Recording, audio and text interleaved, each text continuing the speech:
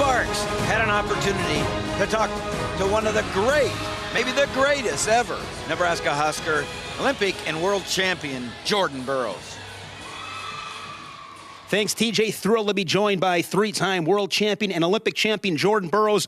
Jordan, where you stand now compared to when you began this run in 2012, how has your perspective been altered? It definitely changes. As an athlete, you have no perspective as a young man. You just want to win as often as possible, be this famous, world-renowned athlete, and you think it's going to be easy every time. But the progression of being a better athlete every single year and staying humble and motivated through the process is a very difficult one. So I'd say now I have more perspective. I've gained it through a family, a wife, and a son at home outside of the sport of wrestling, and a few losses since my first start in 2011. So that's really changed perspective for me.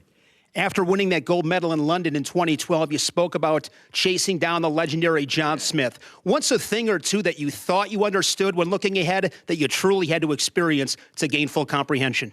It doesn't get easier. It gets harder over the years. And so you think, okay, I won while I'm young. I'm going to only continuously improve and become a better wrestler in progress.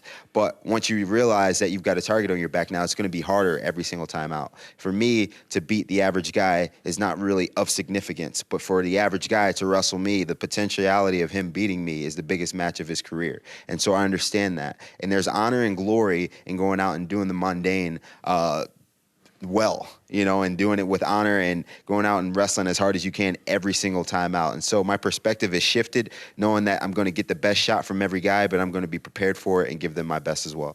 You're the face of USA Wrestling, so much success and notoriety, but through it all, so much class and humility. Speak of the role that humility plays in your wrestling and in your life.